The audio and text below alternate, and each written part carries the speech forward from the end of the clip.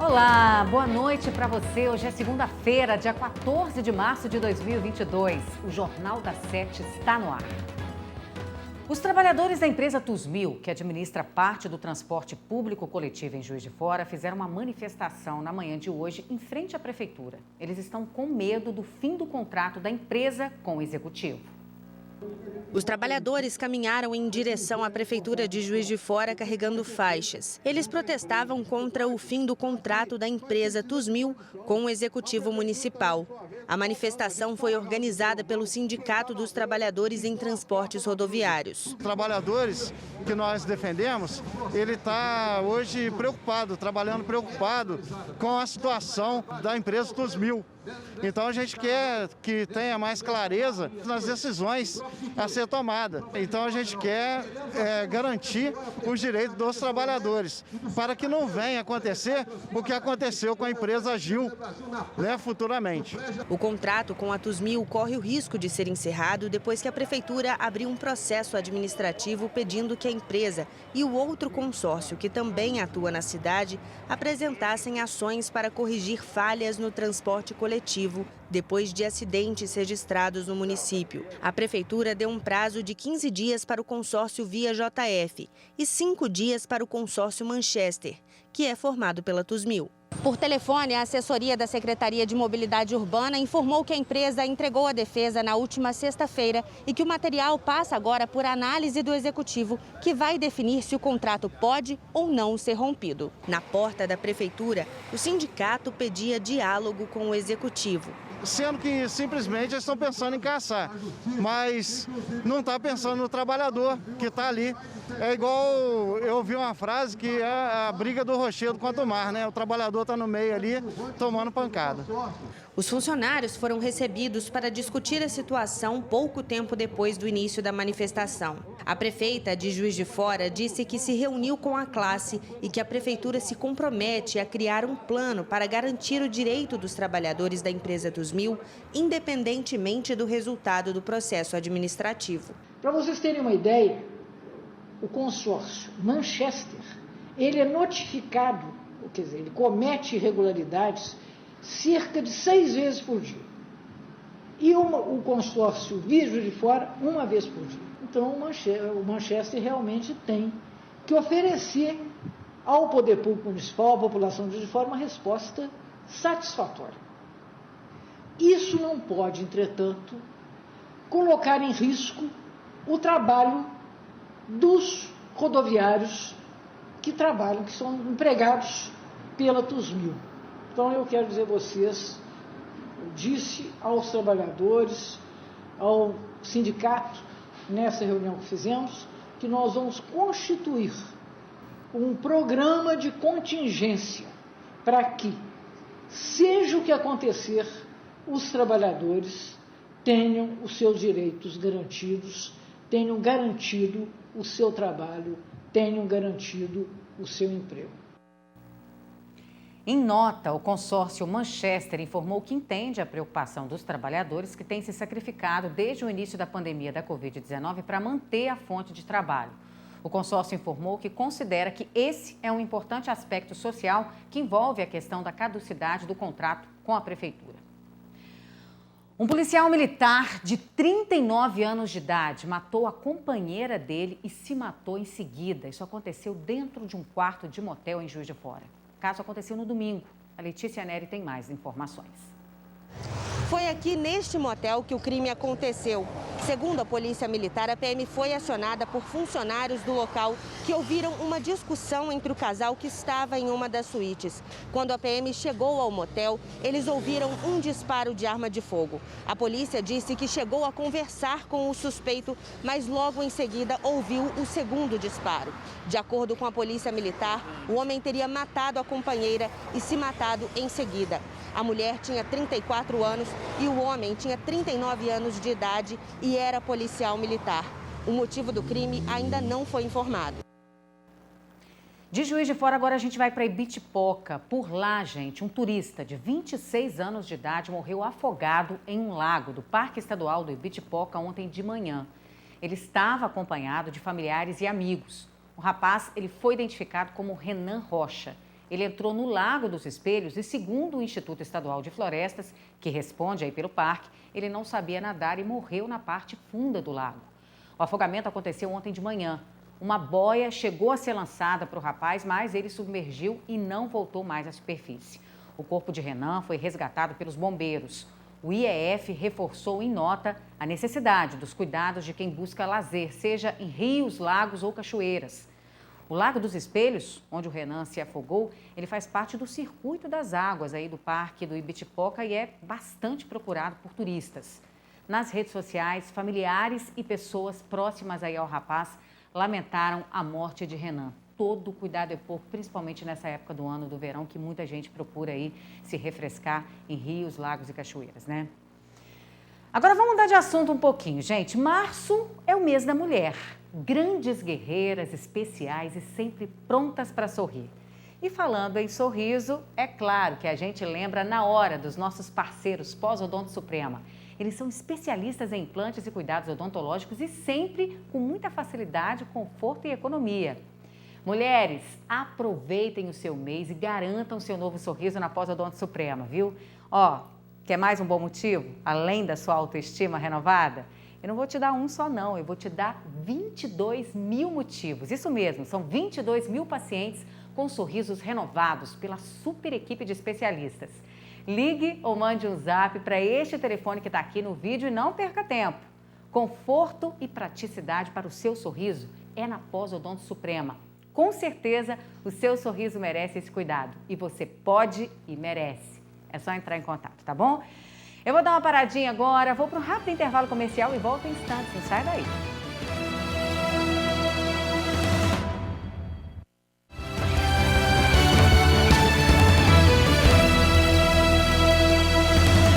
Já estou de volta com o Jornal da 7. Os autotestes da Covid-19 estão disponíveis nas farmácias de Juiz de Fora. Você sabe como é que eles funcionam? Pois é, a Letícia Neri e o Marco Fagundes vão te mostrar. Para fazer o autoteste, é recomendado assoar o nariz e lavar bem as mãos. Primeiro, separei o tubo com o líquido diluente. Em seguida, fiz a coleta da secreção no nariz utilizando o suave.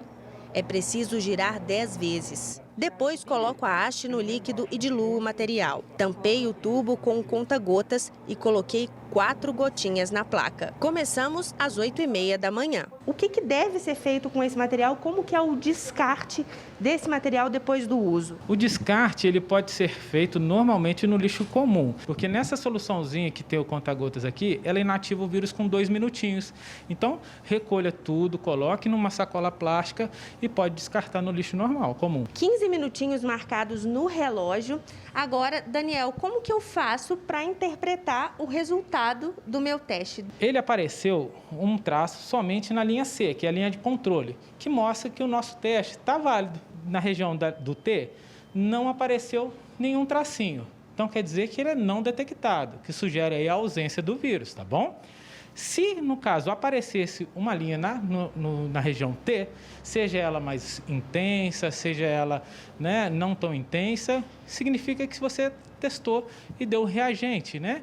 Então, significa o quê? Que você tem que se isolar, procurar um médico para ver se há necessidade de algum tipo de tratamento ou acompanhamento. Tem uma outra terceira possibilidade de não aparecer aqui na linha C. Não apareceu o meu controle. Esse teste mostra para a gente que ele está inválido, independente se aparecer na linha T ou não, tá bom? Qual que é a recomendação para fazer nesse momento? Ligar no 0800 do fabricante do teste para pedir como que você deve proceder. Uma informação importante, você deu não detectado, né? Que sugere aí a ausência, só que você está sem sintomas. Se você, por um acaso, tivesse com sintomas, o que seria recomendado? Mesmo dando negativo aqui, procurar um profissional de saúde e verificar a necessidade de fazer o RT-PCR. Pois é, o autoteste ele está disponível para a população, mas é preciso saber a forma correta de realizar esse procedimento e o que fazer com o resultado também. Afinal, nenhum teste ele é 100% seguro. E hoje nós vamos conversar com o médico infectologista, Dr. Marcos Moura, sobre esse assunto. Primeiramente, Dr. Marcos, muito obrigada pela disponibilidade de bater um papo com a gente aqui no Jornal da 7. Boa noite, viu? Eu fico agradecido, muito obrigado, boa noite. Espero poder esclarecer o público, né, em relação ao autoteste. Pois é, doutor, a gente já começa perguntando qual que é a eficácia do autoteste e o resultado. Ele é 100% seguro?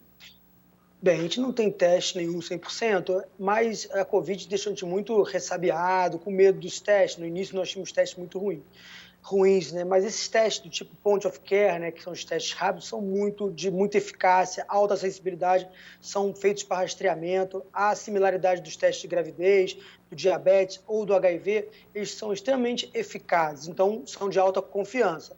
Os erros ocorrem quando a pessoa não executa adequadamente, ou não armazena, ou não coleta o material de forma adequada. E sim pode acontecer alguns erros.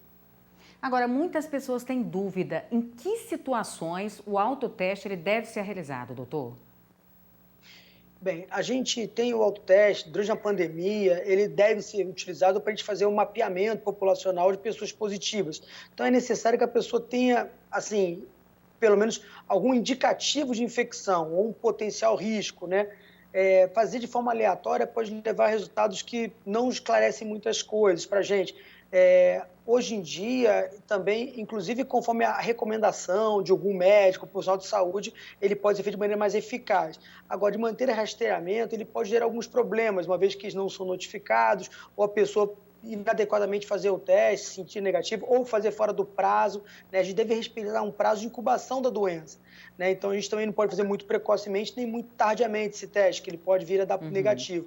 Então, a princípio, da maneira que ele está sendo liberado assim, de forma muito abrupta, a gente precisa de mais orientações da população, sim, né? Porque a gente pode criar um efeito ruim de a pessoa achar que o teste é ruim ou inadequado, simplesmente porque ela não fez de forma adequada. Eu sempre recomendo uma orientação de profissional de saúde ou um médico para saber o momento certo e como realizar o teste. Agora, tem um lado positivo também da realização desse autoteste, né, doutora? A acessibilidade, assim, o acesso, na verdade, das pessoas a um preço mais reduzido, né? Esse acesso ao teste nas farmácias por parte da população foi bem positivo, né? Sim, a gente tem que trabalhar com isso, inclusive que o teste fique pós-pandemia, né? Ele está numa fase de final de pandemia, mas na prática a gente tem que entender que esses autotestes deveriam ser gratuitos pelo SUS, né, para facilitar a adesão, porque a gente tem sim um barateamento em relação aos laboratórios, mas de forma geral a população mais vulnerável continua sem acesso a esse teste, porque ainda assim o custo é alto. Agora, doutor, o que fazer quando... rápidos...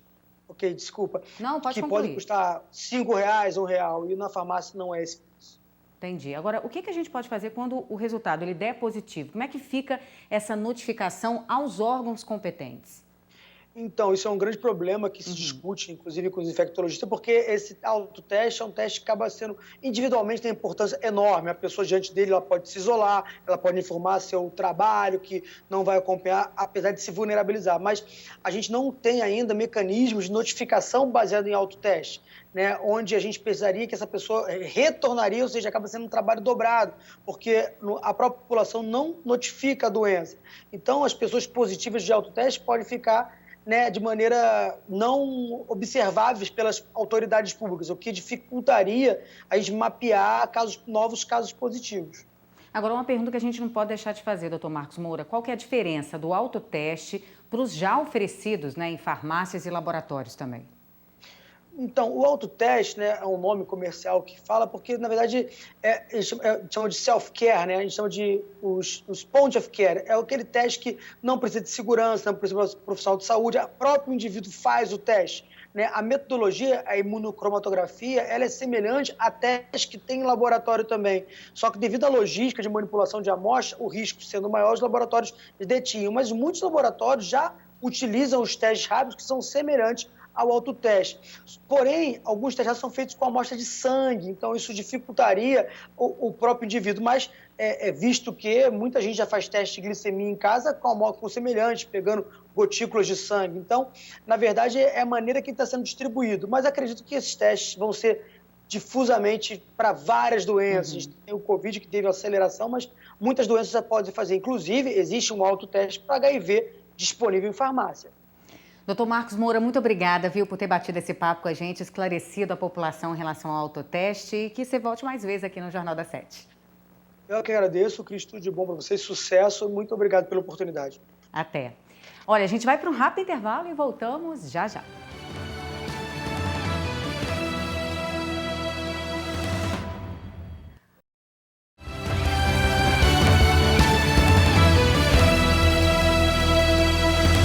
Já estou de volta com o Jornal da 7. O município de Juiz de Fora atingiu a marca de 500 mil de pessoas vacinadas com a primeira dose da vacina contra a Covid-19. O número é considerado acima do esperado pela Prefeitura. As primeiras doses da vacina contra a Covid-19 chegaram em Juiz de Fora no dia 19 de janeiro de 2021. No dia seguinte, 4 profissionais da área da saúde foram imunizadas com a primeira dose em uma vacinação simbólica que abriu a campanha de imunização na cidade. Os idosos foram o primeiro público a serem vacinados. Atualmente, a campanha já contempla crianças de 5 a 11 anos de idade. O avanço da vacinação foi o critério apontado pela Prefeitura de Juiz de Fora como decisivo para que a cidade avançasse para a terceira etapa do programa Juiz de Fora Viva, de enfrentamento à pandemia da Covid-19. O avanço aconteceu no dia 7 de março. Nesta etapa, além de flexibilizar atividades econômicas, a Prefeitura torna o uso da máscara não obrigatório em espaços abertos. A gente sabe que quanto maior o número de vacinados, menor a circulação do vírus, então um número menor de pessoas vão adoecer e também um número menor de pessoas vão adoecer nas formas graves e evoluírem para o óbito.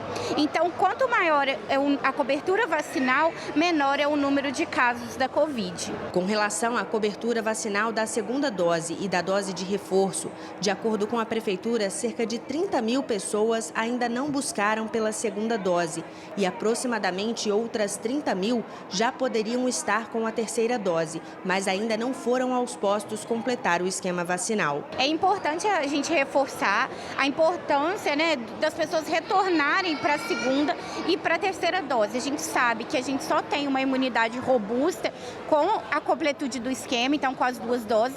E a gente sabe também que ao longo do tempo essa imunidade ela vai caindo, fazendo necessário o reforço. Senti que estava mais seguro, não tive reação em nenhuma das doses, e aí eu vim cumprir meu dever de cidadão. A gente fica na torcida para que o número de vacinados aumente cada vez mais, né?